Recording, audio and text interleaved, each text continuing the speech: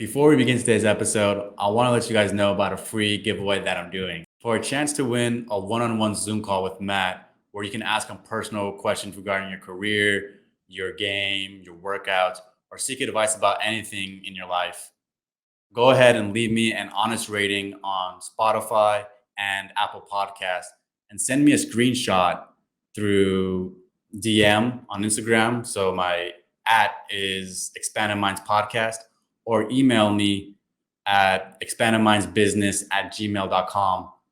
And I'll be picking a winner by January 24th. So I hope you guys enjoy today's episode, and I'll see you on the other side. Welcome back to the Expanded Minds Podcast. Today, I got a special guest with me, and his name is Matt Sheldon from Become Elite. How are you doing today? I'm doing great. Thank you so much for having me on the podcast. Yeah, it's good having you on. So I'm going to put you under fire here.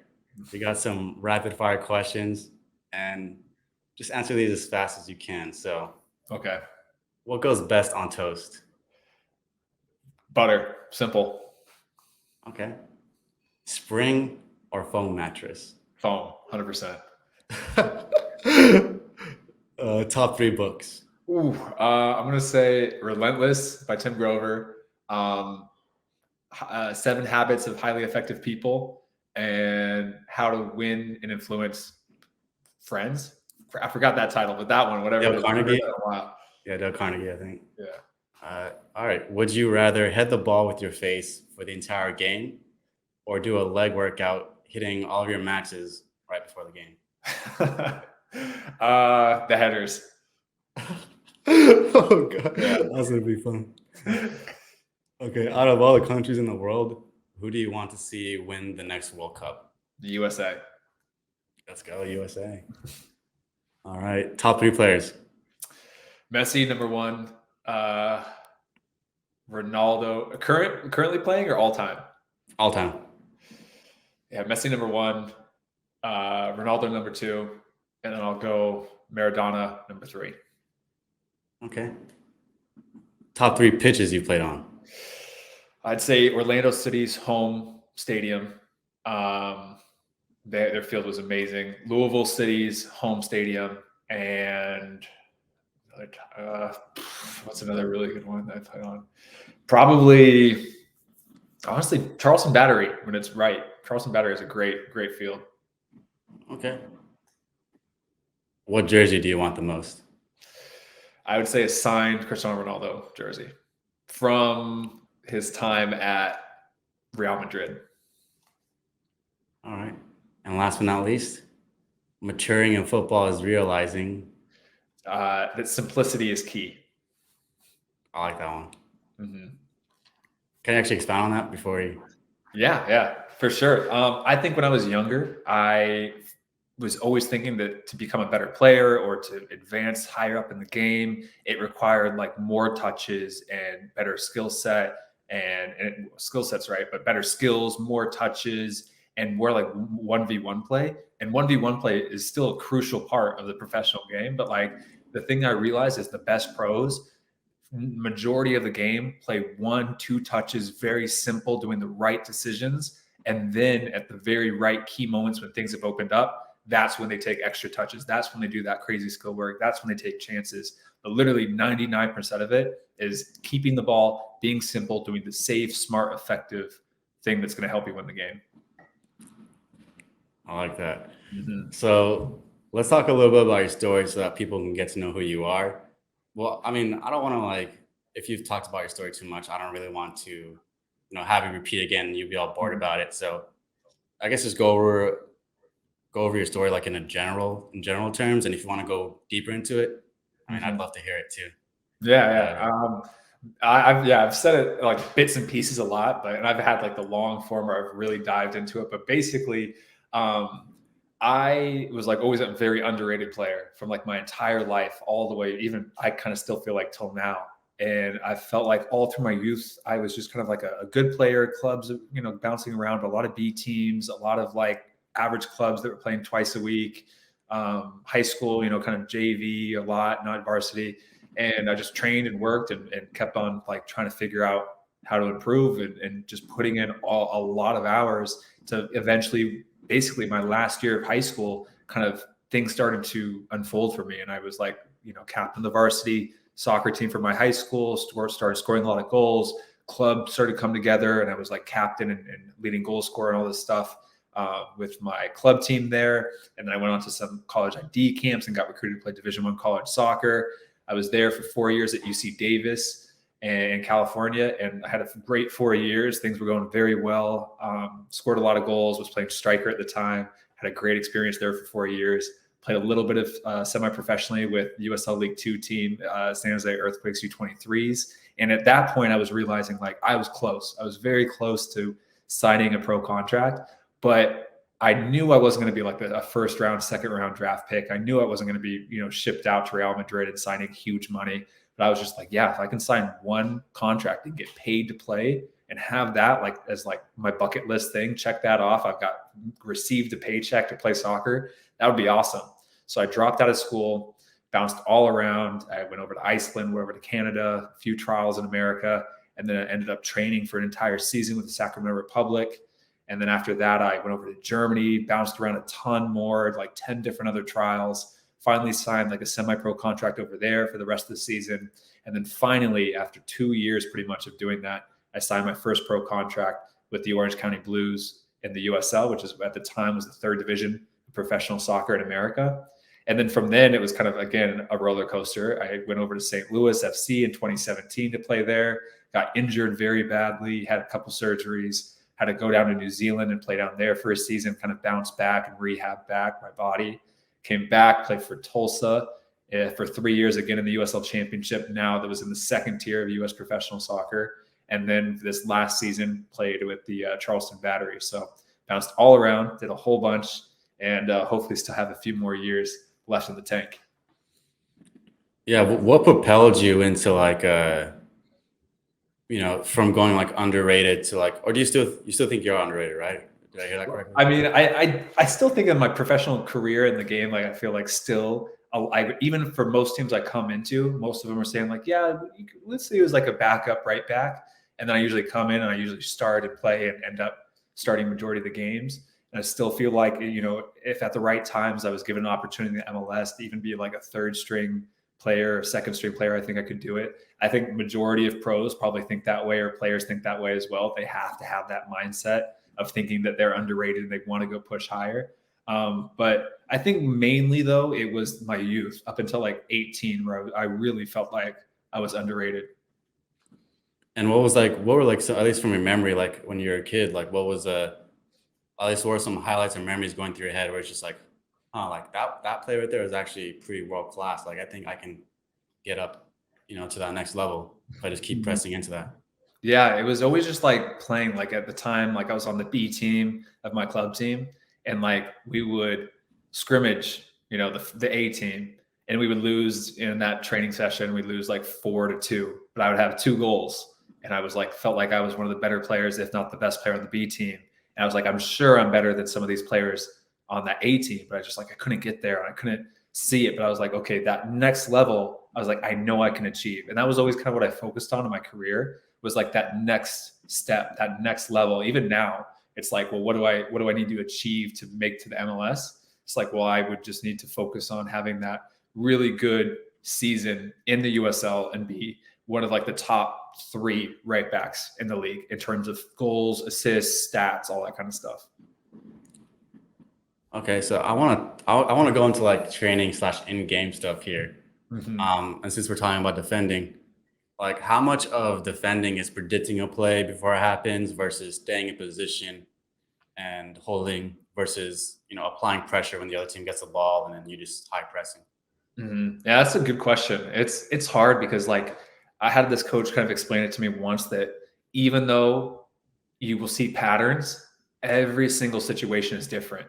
Every single situation that you see, there's going to be some form that's going to be different than the last time you saw that. Like if that ball goes out to your winger, that ball is going to be hit either with a slightly different weight behind it. Is it going to zip in there quickly and you're not going to have time to apply pressure to your winger? Is it going to be a slow lofted ball and you can get there and apply pressure before he even touches the ball? Is it one of those things where your team is more high pressing because you're down a couple goals?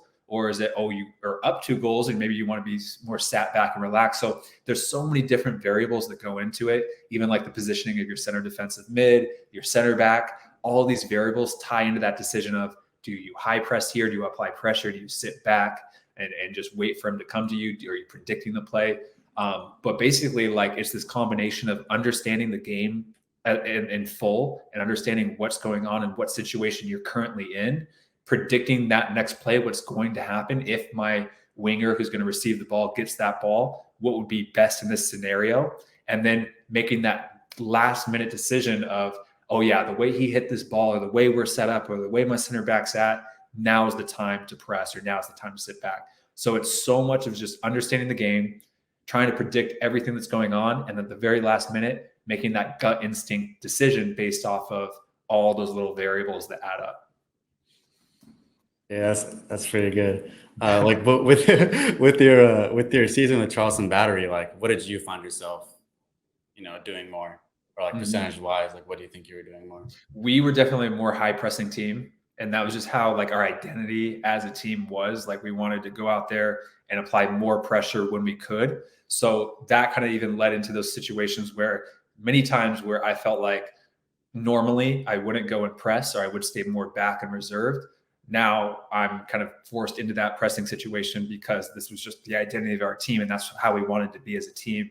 So that was one variable that happened. And then I think also just like with this year of also getting scored more, like we let up in a lot of goals, you're constantly thinking like you're almost doubting yourself sometimes in those situations. So it's like, okay, yeah, you're going to press, but you also want to make sure that your situation is good in the back, like your center backs in their position so that you can press. And I think there were many moments where 100% we should have pressed and it worked and it was great. But I think even as a team, I think sometimes we fail to recognize the moments where, oh, there wasn't time that wasn't a time to press. Maybe we should have sat back a little bit more.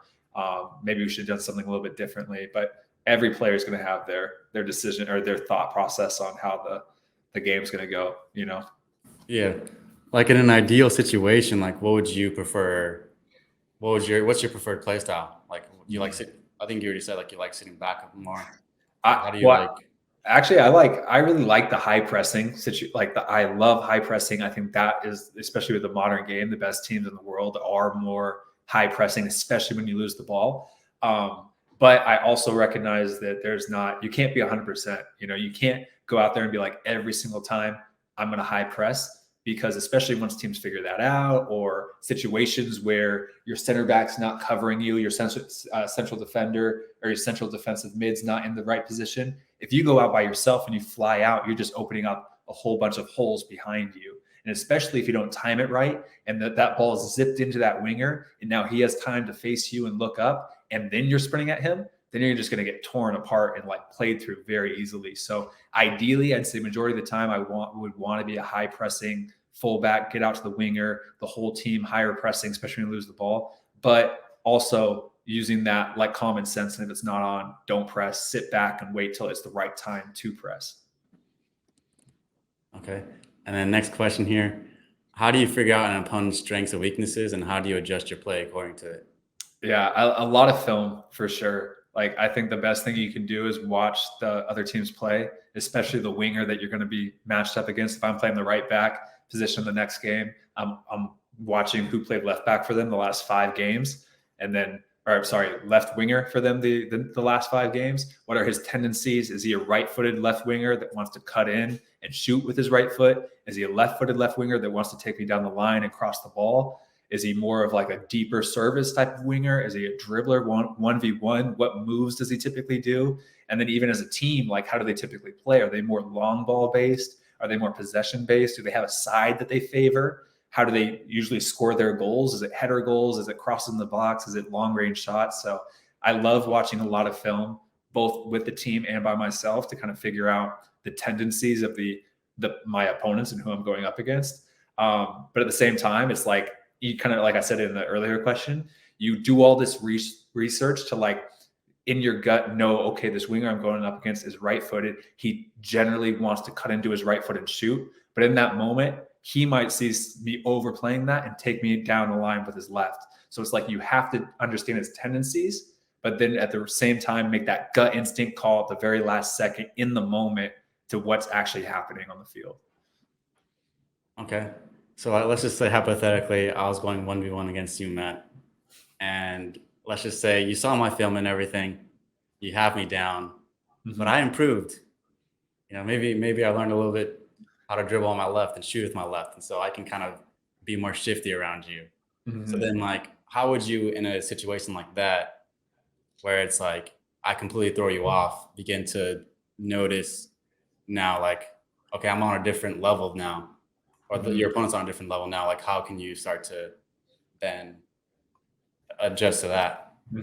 Yeah. So, I mean, in the beginning, I would definitely, like, if you're right-footed generally, I would be like, okay, yeah, most likely if Ezekiel's taking me on 1v1, he wants to cut in on his right foot. So I would overplay a little bit and cut off a little bit more of that inside, talk to my central midfielder or center back and be like, hey, if he takes me on in on the inside, you guys need to step there as well to prevent that shot.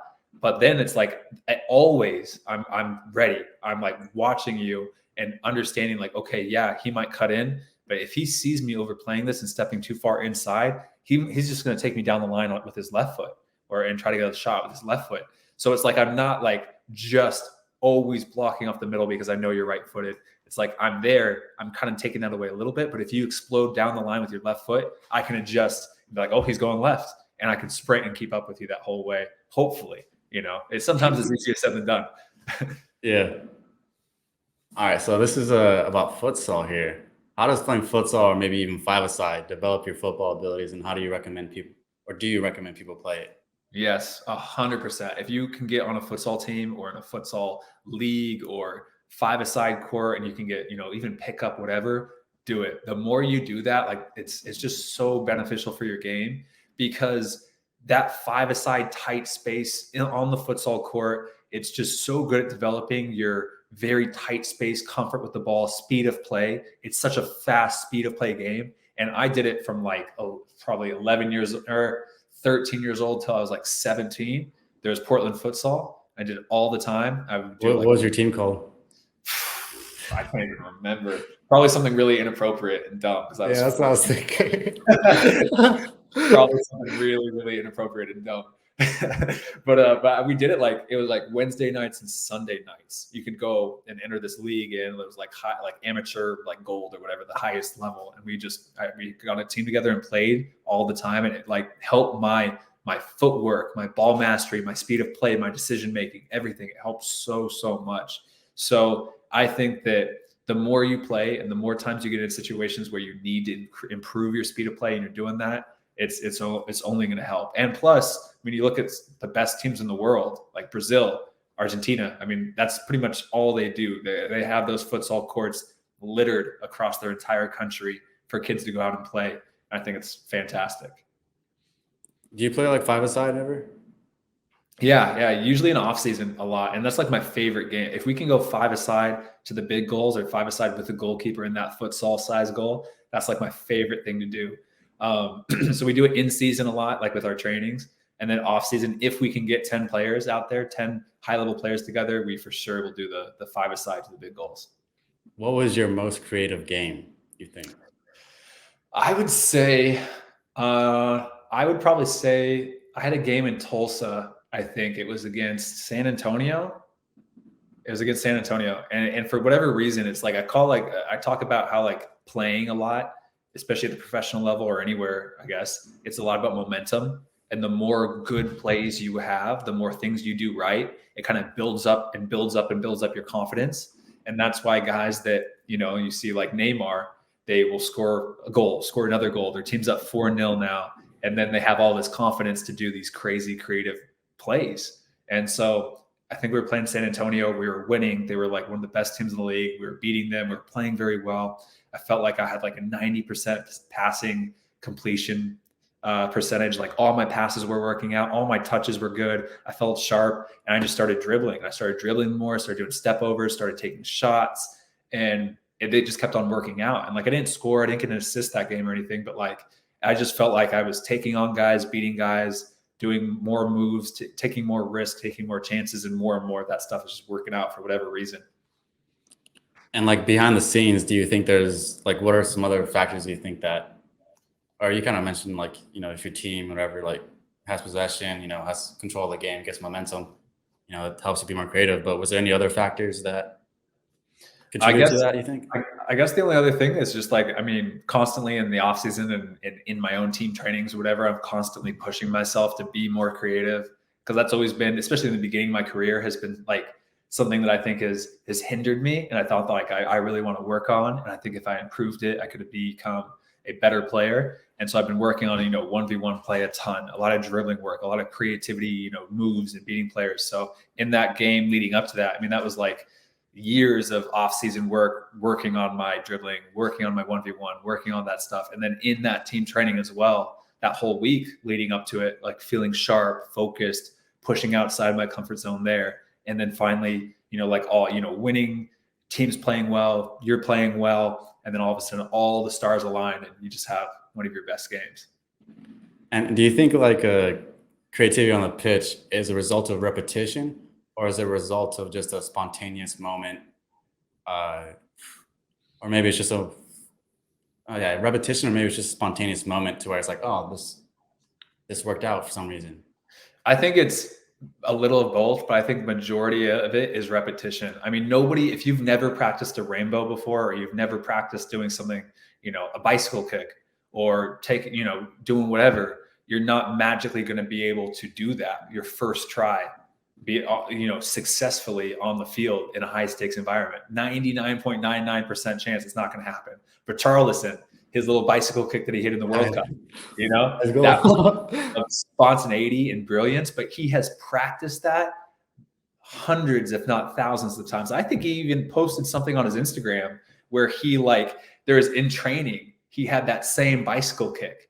And I think he could compare some video editor, spliced the footage together. So it was like in training and then him in the game, and they were like identical kicks. So it's like, yes, it is spontaneous. You have to have that gut instinct of like, oh my God, this is the moment to do this. But if you never had practiced a bicycle kick, it's not going to work out like it worked out for Richarlison, because he's done so many reps and practiced it so much. Okay. Let's talk a little bit about like mindset now. Okay. So this is Expanded Minds podcast. So I got to ask this question. I already know the answer to it. I'm just going to say that. But do you meditate? Yes. Yeah. I am a big fan of meditation. At the beginning, I wasn't. I hated it. I thought it was so boring. But I kind of realized why I didn't like it was just because I wasn't good at it. And a lot of it was just my mind was drifting a lot, or I was just kind of really focused of kind of getting caught up in a lot of the thoughts that were racing through my head. And it kind of made me realize too, especially with today, with having your phone constantly attached everywhere to you, that you're just constantly stimulated with either your own thoughts or with social media or whatever. And having that 10, 20, 15 minutes, whatever it is, moment of just stillness in your life, and then also kind of listening to your own thoughts, but not attaching any emotion to it and just following them, has been very, very beneficial for me, of just being less stressed and understanding that it's almost like it's like a weight off my shoulders sometimes. And it's not instant. The first meditation session, like I said, wasn't an instant relief. It probably took a month of doing it for every day for me to actually start to be like, wow, I enjoy it and I like it. But now I love it. Did you start doing it during your off-season series, or when did you start like picking it up?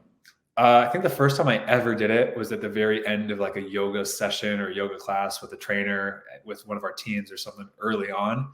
And I've practiced and I've tried it before. And I think the first time I ever seriously did it by myself was probably like 3 or 4 years ago, just to see what the hype was about. I'm like, it's stupid, it's boring, whatever. But then the first time I seriously did it for a long period of time was in the off season. I had to give myself a challenge because I'm very goal oriented. And I was like, I want to do 30 days straight of meditation. And I did that last December. And that's when I really felt like that breakthrough with it. So do you see a correlation between meditation and then how well you perform on the pitch now?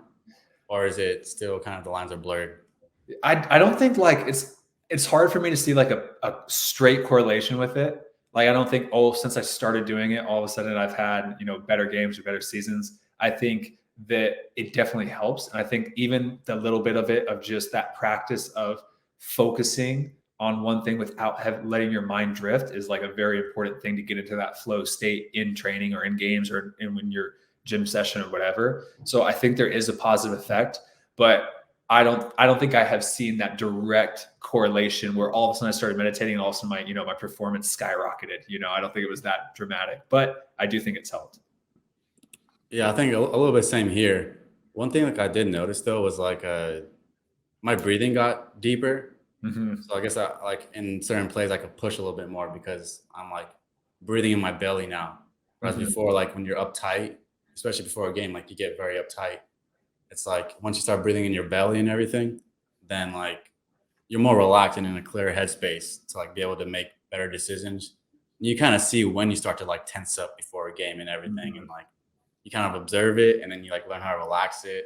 You kind of like start to train your mind in that kind of way. At least that's what I've seen so far. Yeah, no, for sure. And I think too, like even like thinking about it, like I guess before I even knew what meditation was really, and even knew that people did it, it was probably like back in 2014, 2015.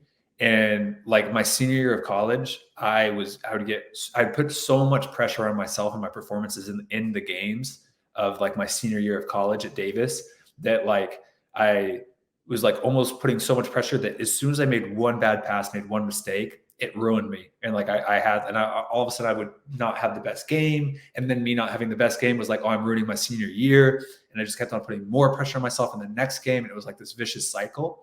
And then I kind of like was talking to people and realizing that the best season I ever had in college was my junior year when I was just relaxed and had fun and just was like, it's cliche, but I was like, I just wasn't even thinking about stats. I wasn't thinking about my passing percentage. I was just like, yeah, let's just play. I want to play. It's fun. And I want to win and I want to do this. And then I kind of realized that. And then from then on, when I was playing semi-pro or playing my first professional games, I remember right before the game would start, either in the locker room or right before that whistle would blow, I would just close my eyes and take like one big deep breath. It wasn't long at all. It was literally one breath. And sometimes in the locker room, sometimes on the field, a national anthem, whatever. Take one big deep breath all the way into the lungs, all the way out, and just relax and just tell myself, be calm, cool, collected, and just enjoy it. And that felt like that actually had an immediate impact on my game. Yeah, and also one thing I observed too is like you can kind of see the pressures coming from the outside and how it's like not you. Like I think that's how people get in the zone. You could say like when you get in that clear headspace, you're not thinking about anything. Like you and your teammates are very in sync. Like you didn't have to like call like for the ball or anything. Your teammate just knows you're there. I think when you start to get into the zone, it's like you realize that those pressures, especially the pressure you put on yourself, is really coming from the outside, and you leave it on the outside, and then there's that clear zone of being able to like get uh, yeah, there's that clear zone of being able to just play fluidly like that. I Mm-hmm. just Yeah. that's like the best plays I've had is I never really thought about it. I just like did it. And when people ask me like, "How did you do that?" I'm just like, I don't even know. I just Mm-hmm. did it. Yeah, it's Um, true. It's true. And I think it's exactly that. It's like that combination. It's like of repetition training so much. And then in the moment, it's completely letting your mind go, being instinctual. And then that thousands of repetitions that you've done just comes out. You don't even think about it. Like even with that play what we talked about with Richarlison, he probably wasn't thinking, in that moment, as soon as that ball came up of like, oh, or even right before that cross came in or that pass came into him, he's like, oh, pop this up and do a bicycle kick. This next play, I'm going to do a bicycle kick. That moment happened, the ball came there. And in all those thousands of reps that he's seen that ball there and he's done that bicycle kick, it just came out and instinctually happened. It's that combination, like we talked about, all the reps combined with that just free mind and that instantaneous instinctual play. so like, how do you keep like concentration on the game? Because sometimes I feel like what breaks your concentration is maybe your teammates are on different pages. Maybe like you mess up on a play and now your Mm-hmm. teammate's mad and like holding it against you, and now he wants to like take the ball for himself and do everything himself. And so it kind of messes up your concentration because you had this one goal in mind, like you guys were gonna like play out the back to the winger, do certain kind of set piece or whatever. And so it throws you off of concentration. And also the other team too can throw you off as well if they switch things up as well. So like how do Mm-hmm. you keep concentration on the end goal, which is obviously winning? I think that the best thing that I found is just a lot of self-talk and then recognizing that there's going to be moments that pull you out of the game for whatever reason, whether your coach Like I've been playing and I've overheard my coach, like when I mess up and I hear him go like, God, cussing or saying whatever, I can hear it. I can feel it that he's just mad about me. And my mind is now separated from that flow state. And I'm just thinking about, oh, is he going to pull me out? Is the coach pissed at me? All this stuff. Or like you said, your teammate getting mad or whatever. And so there are moments that you get pulled out of the game and pulled out of that flow state. And for me, the best thing is just self-talk and just be like, hey, it's fine. Relax, get back in the game, get the ball, make a simple play, combine, get back into it. Like, you're good. You're good. Don't worry. And I think by literally saying that in my mind to myself, it just reminds myself, like it almost helps me start to focus more on the game again. And I tell myself, next time you get the ball, complete it, whatever it is, complete that pass, complete the touch, the dribble, whatever it is, read the game and do what's right then, but just be smart, be safe, be effective there. And then let's get back into it. And then the ball comes, I just, touch the ball down, trap it, play it into my center mid, run off, and all of a sudden I'm back, And so kind of in a broad context now, like what is a mindset you need to become a pro? I think you definitely need a very strong mindset. I think like resilience is probably a huge one. And you need to have that constant opportunist. Like there's so many different traits that are so good for pros, but I really think like one of like the resilience, when you get injured, when you get cut from a team, when you get told no from a club, whenever happens, constantly having that self-belief in yourself and resilience to pop back, keep training, keep working, get back to that, wherever it is you want to do. It's huge. And I even like in off seasons, I mean, I'm literally going through this right now. Like I'm reaching out to teams, my agent's reaching out to teams. They start to talk and all of a sudden, oh no, we already have too many right backs, or we don't have the budget, or we don't want you, and you constantly get told no or cut basically. And they're like, it's fine. Keep training, keep working hard, reach out to more teams, just resilient. Every single time you're told no, pop right back up and try again. And then, like I said, too, like that self-belief combined with that resilience, it's like, I firmly believed and still believe that I'm at the level of a USL professional soccer player. And even before I believed that I was at the level of a USL professional soccer player. And I knew in my heart that I could get there and I could play there and have a successful career. And I combined with that resilience and combined with the discipline and the hard work and all those other traits, it leads to a good career. But it is, I think, even with pros, rare to see a lot of players. I think you see a lot of players that aren't as mentally tough. And some of them, many of them fizzle out because of that. Most players fizzle out and stop playing or retire because of mental issues like that, of like they can't handle it versus like their body actually physically giving out. And speaking of body, let's talk a little bit about that. So like, how have you kept your body in like top, like prime shape? Like how have you kept it like energized, in a state where you're not too much fatigued and you can just keep going and keep pushing the limit? Sleep is the number one thing. I think that's the biggest change I've made in my life as well. Beforehand, it was always like that grind mentality, and it was good. And that's why I got to where I got, because I was just working so hard.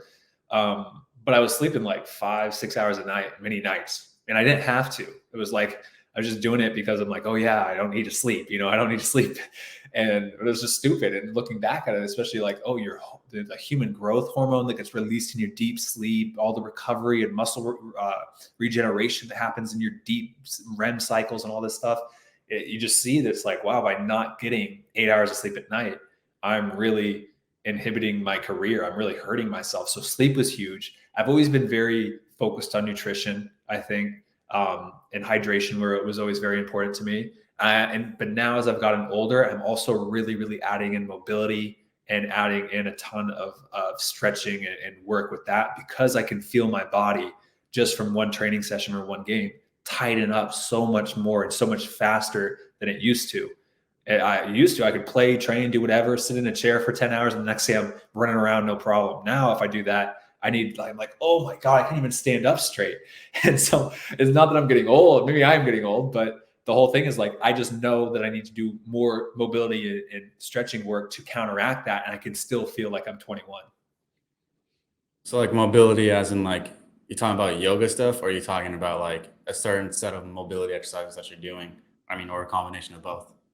I do it all. Like I love everything. Like in the mornings, especially with if I'm in the right setup, I'll hop in the hot tub before training even starts, just to get the blood flowing. I feel like if I'm in the hot tub for 10 minutes and I get out of that, I feel so much more loose and mobile even from that. I do a ton of foam rolling with the foam rollers, with tennis balls, lacrosse balls, everything digging into my tight spots, that myofascial release. I do a ton of yoga. I love yoga. And then I also do a ton of like actual, like very footballer hip mobility, like, stepping over hurdles or doing stuff, ducking under hurdles with the poles turning. So it's like, I literally just move my body. And if something doesn't feel right or feels tight, then I just keep on doing that. I don't really have a full program, but it's just, I have like 1,000 different stuff in my head and I'm just kind of cycle through them until I feel ready to train. Have you ever like looked into like balancing your hips and stuff like that, or like stuff that helps you like find? I mean, you already kind of do it, like look for imbalances in your body, but like, I mean, how like what are some other ways you can like look for imbalances? And like, have you done that kind of stuff, like trying to balance out your heights where your pelvis is like aligned like that, and then like you're standing up straight, correcting your posture and things like that? Yeah, I think it's great being a pro because you have like yoga teachers and you have physios and you have physical therapists and trainers and doctors looking at you and literally pulling on you and measuring stuff and having you reach and test.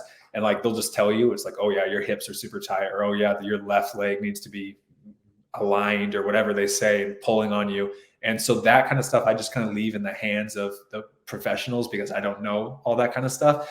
But I mean, I also know if all of a sudden my body's starting to feel a little bit tighter, or I don't have that same mobility as I used to, and I kind of make up my own stuff to kind of help that as well. So it's great that like being in my situation where I just have the trainers, right next door that you can talk to every single day. But if you're not in that situation, I think it's great to go see, chiropractors or trainers or physical therapists or whoever to help you kind of like find that out about your body and what you need. And how much of your workouts are focused on speed, agility, mobility, and strength in season versus off season? Yeah, in season, I'd say more maintenance kind of focused. Like we work out twice a week in the gym for most weeks, unless we have a crazy string of games where it's like 6 games in 2 weeks or something. But usually we work out the gym twice a week. And in those, it's a combination. Like we'll do always some form of like speed and agility, like, some box jumps, some heavier lifting stuff. But mainly it's kind of just like keeping the body strong, focusing a lot of body weight stuff, a lot of band work, a lot of balancing stuff. But in off season, it definitely shifts to a little bit more speed, agility, power, strength, because you don't have games that you have to watch out for to make sure that you're, not tired for. So that's when it really shifts to being like, yeah, I can kill my legs and do a heavier leg session. I can do more sprints. I can do more box jumps, because it doesn't matter if in my own individual training tomorrow, if I'm a little bit sore. So I definitely focus it a little bit more. But even now, I think too, as I'm getting older, it's like my focus is really shifted of like maintaining everything and not overdoing it, of injuries to pop up. And I'm really just like, stay healthy, keep on working on the ball work, and then just do enough where I'm maintaining that speed, agility, fitness, strength that I've worked my entire career to build up to. Interesting. You talked about nutrition too. So like, I'm curious, like, how did your diet change over the years?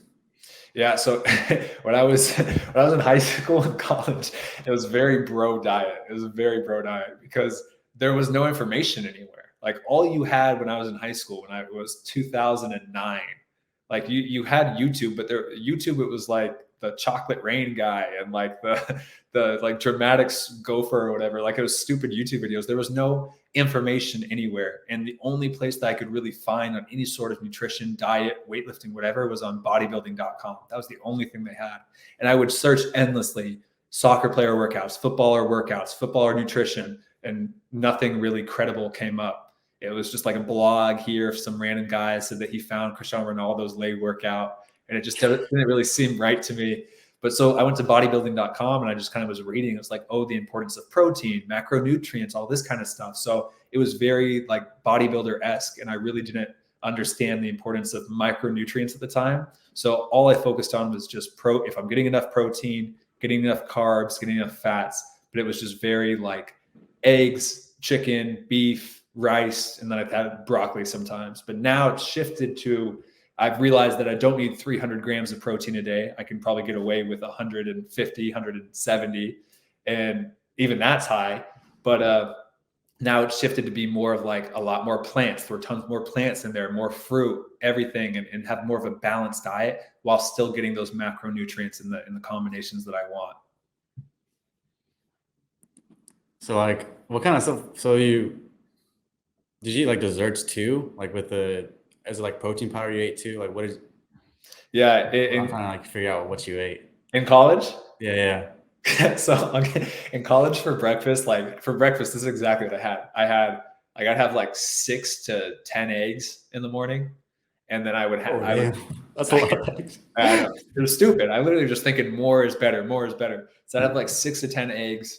I'd have like 2 bananas with that, and that was it. So even there, it's like so much protein, so many eggs with 2 bananas, and now it's shifted to I'll have 3 eggs with some spinach, mushrooms, some onions in there. I'll have an orange, a banana, a cup of coffee. It's a much more balanced diet, yet I'm still getting my protein, my fats, all the carbs, all that kind of stuff. And it's also shifted to like beforehand, I had no idea about pre-workout, how you kind of need a little bit more simple carbs before workouts for energy, before your games, and afterwards replenish the carbs and high protein.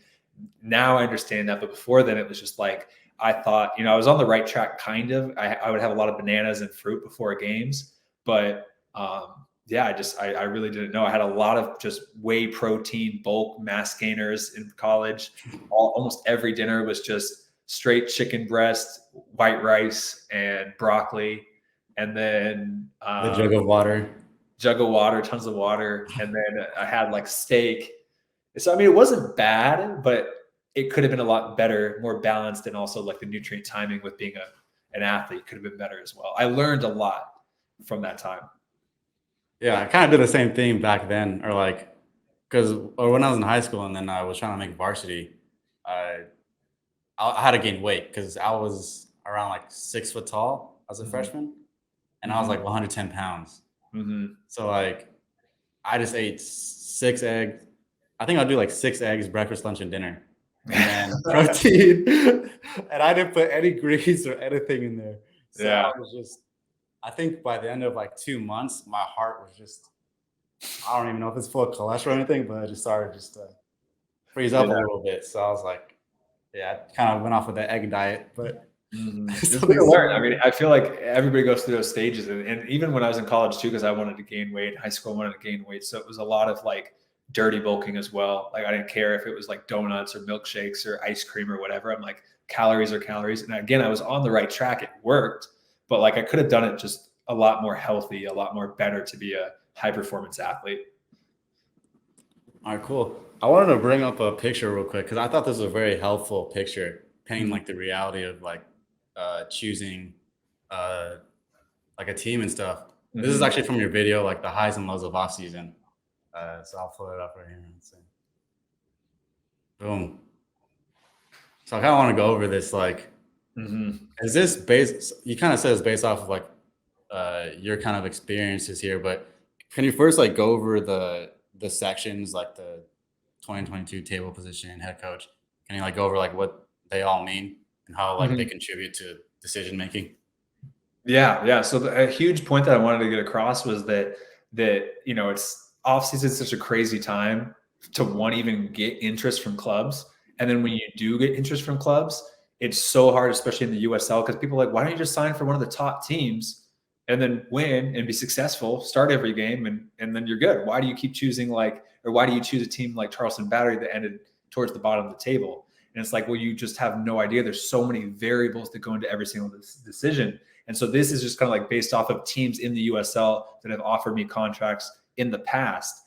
And I kind of showed like how it's so hard and what might be on paper if you were looking at this. And it's like, okay, why would you not just go to the 4th place team on the table here, the team number 2, because there's so many other variables. So for example, team 1, I mean, like the good new coach is coming in that sounds like it's perfect for you. You get great facilities, great location, but you will be coming in with a right back that's also going to compete. They're like, yeah, two right backs. We'll see you guys duke it out and see who comes out on top. Money's not that good. Housing, whatever. but they finished like bottom of the table. So here you're like pros and cons.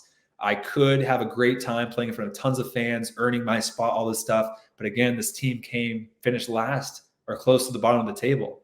And then you have like team 2, where it's like, okay, this is the top of the table, towards the top of the table team. Same coaching staff coming in. They should be a good team. But here it's like the style of play maybe not be for you, or like you're going to be coming in for the second string right back. So it's like, I believe in myself that I can come in here and fight to get that starting spot. But there's a reality that I could not play a single minute this game. And then also, maybe the fans, the facilities, or the city isn't that cool, but you're going to get paid very well. So then it's like the last team, it's just like, okay, well, there's not that much bad, but there's, not that much good either. Decent fans, decent money, decent coaching staff, decent part of the position on the table. And it's like, but they're really excited about you and they want you to be the number 1 right back. So it just depends on what you're looking for that next year, kind of what you end up choosing. If you're looking for money, you'll go team 2. If you're looking for playing time, you'll go team 3. If you're looking for, the fan experience, the city, the environment of being a pro, you might go team 1. So that decision is not always black or white of which team you choose. And so like depending on like each person's like personality and like say like they want to like improve their game, right? So they probably need good fans in order to like improve their game. So probably like team 1 would be the best one, right? Is it kind of like that thinking? And then like, yeah. And again, it's like, it's also changes. Like for me, I've never really been about the money, especially having other sources of income come in for me. To be honest, it's like, yeah, the money is secondary for me. I want to have a great environment and I want to play tons of games. Like, and I want to win. Those are my things. Like I want to win. I want to be on the field and I want to have a great environment with fans and be treated like a pro. But also it kind of changes year to year, because it's like, for example, if I come off of an entire season where I've been injured or I haven't been playing that much, that next year I might be way more tempted to go team number 3, because I know I'm going to come in at the number 1 right back and I'm going to have tons of a great chance to play 30 games that season. However, if I've come off of multiple seasons where I've started every game, blah, blah, blah, and I want to take a little bit of a chance and a little bit of a gamble, I might go team number 1 with this new coaching staff coming in, bottom of the table, but yet they have this amazing facility, 10,000 fans, money's not that good, but I think I can come in and hopefully turn the club around and get back to the top. But again, if I'm like worried about my baby coming in or the future and I'm worried about money, I might go team number 2 and be like, I don't care about playing time. I don't care about this. I just want to get my check. So it's like, it really depends year to year and person to person, what decisions you make. And this is only if you get lucky enough to actually have 3 teams offer you a contract. Many times you only get 1, or you'll be talking to like 2 or 3, and then 1 team offers you a contract and they go, okay, you got 48 hours before we go in a different direction. And you're like, well, I'm talking to 2 other teams. Like, give me a little bit of time. So it's like the off-season process is just crazy. Oh, interesting. Mm-hmm. Okay. And then last section here, we got some fan questions. Okay. So let's go ahead and pull them up. All right. So Emmanuel asks, out of every sport, why are you so passionate about football? Yeah, I mean, it's funny because I didn't start off super passionate about football. It was basketball for me. And I was passionate about basketball because my dad was super passionate about basketball. And he brought me up like, yeah, you're going to be a point guard. You're going to play basketball, all this. But I don't know why. It was just like I was better, I guess. Like soccer came to me a little bit more naturally, you could say. And I loved it. And as I kept on growing, I kind of like saw my future and saw myself being a 6-foot white guy and seeing my future of where I could become a pro. I was like, basketball might not be it. So I saw the future of it, and I love both sports. I just love sports in general. I love everything where you run around and play. And that was like all I wanted to do as a kid. And then I was just very passionate about soccer and basketball, but I kind of just was more realistic as a kid and was like, I probably have a better chance of making my high school varsity team, of making a college team, of becoming a pro as a soccer player. And then I kind of quit basketball, focused on soccer. And then that's when the passion even doubled and tripled. I started watching more World Cups and Premier League teams, understanding how the game worked, like training more. I discovered Ronaldinho, and just more that I dove into football, the more all of a sudden I was loving it even more. And it was just like this vicious cycle. The more time I put into it, the more energy, the more research, the more time I played, the more it came back and like fulfilled me. And now even still, like I'm still absolutely obsessed about it. Every day I just want to play.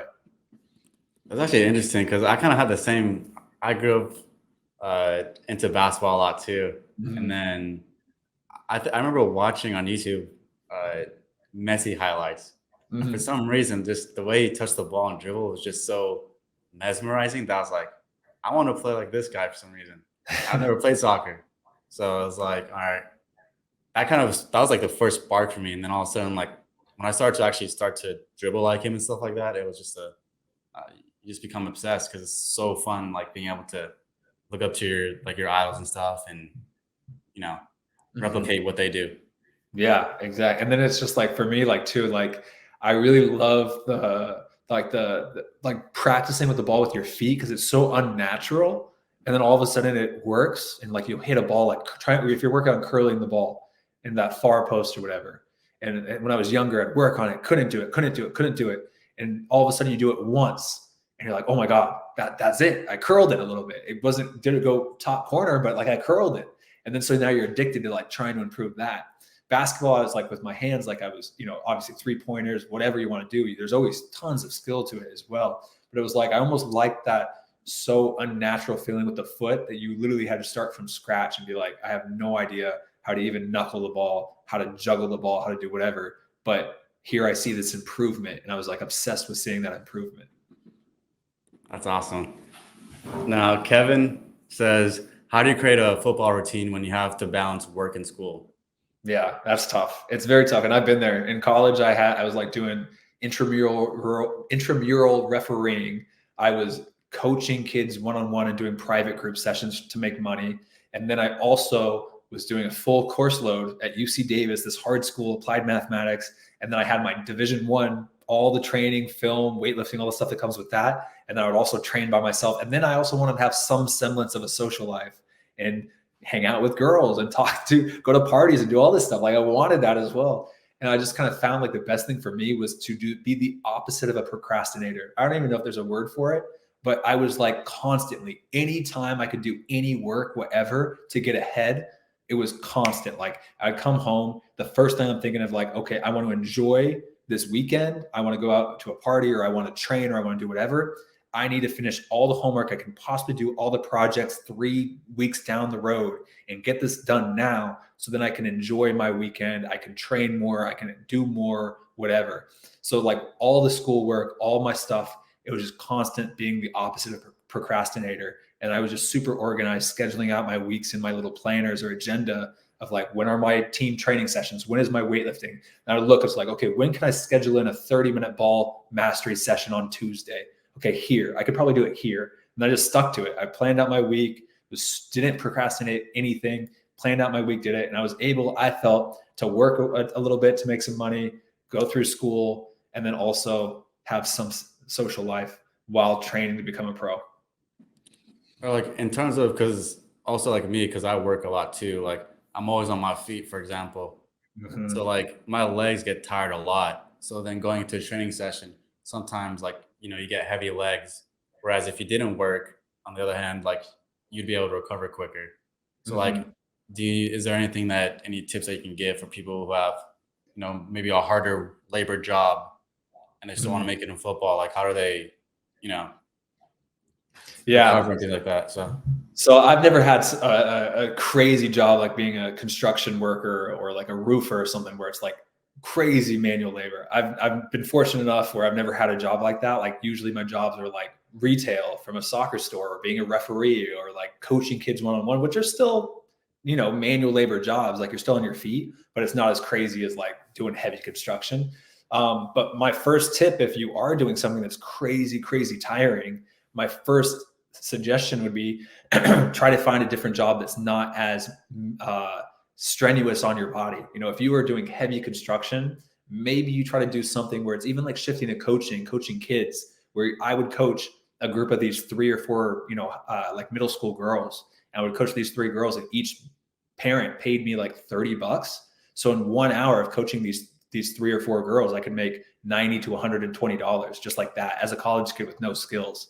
So it's like there's $120 that I would make on a full day, even a full day I would work at retail at a soccer store. I think I would make like $80 or something. And then here I could make more than that in an hour coaching. So I was very like, okay, smart with how I was going to work and the best ways I could make money. I did soccer camps too. I'd make like $1,000 working a week at a soccer camp for one of my friends or my college coach. And I'd be like, wow, I couldn't make this. I'd make this money over an entire month doing something else. So the first tip, I think, try to focus in work where it's not going to be crazy strenuous on your job, or shifting the work to like you can make more money faster doing coaching or something else. But then two, it's also for me, the more I worked out and was in the gym and strengthened up my body in the short term, it makes you so much more tired. But after you get into the rhythm of it and your body does get stronger, I was finding that I could do a full game refereeing, coach on my feet, train these girls, go train with my college team, and still have enough energy to do my own individual session or workout as well. So I almost found like by getting my body stronger in the gym gave me more energy after working, after training, after doing all this stuff. I like that. Mm-hmm. All right. So Roma, he has two questions. So one of them is, what is the best academies in the U.S. in your opinion, / best places in the U.S. to get started as an aspiring 16-year-old player who just moved to America? Mm-hmm. Yeah, so I think historically the best place you can go is probably FC Dallas's academy. I think that's probably the most successful academy in America in terms of sending players over to Europe at the high level to play pro. They just ship kids over there, and it's crazy how good and successful that academy is. Having said that, I think there's good academies pretty much in most major cities and definitely in almost every state, in the US. So wherever you do end up, it's just focus on getting onto the best academy you can there. And now it's just so much better. I mean, you have academies in pretty much, like I said, most of the major cities in our country. So there's always places for you to play and develop. But if you can choose, if you have the luxury of going anywhere and you want the best, I would probably say FC Dallas Academy or the Barca Residential Academy, maybe in like Arizona, California. I don't know where it is. I've seen that like banner at the school I was at, the Barcelona Academy thing. I don't know. I think it's in California, but yeah, they same thing. It's for that, like it's expensive. I know about that. Like you have to pay a lot of money for that. I know they do give some scholarships out as well, but they as well get tons of players to the pro level really, really quickly. Mm-hmm. His second question is like, how do you start your career and get noticed by it's kind of similar, but like, how do you start your career and get noticed by an academy as a 15/16-year-old in Europe? Damn, Roma's got to figure out where he wants to go. Again, it's like, I mean, I don't have that much experience about academies in Europe, so it's hard. I know their system over in Europe is a lot more scouting based, a lot more, and because it's smaller countries, little tighter knit communities. While America, we're so spread out, it is more like trial kind of based. You go and do tryouts or trials or whatever, but basically it's performing. I mean, at the end of the day, it's performing wherever you are, wherever you end up, Roma, if that's Europe or America or somewhere, wherever you go, it's either finding out about which academies are in my area.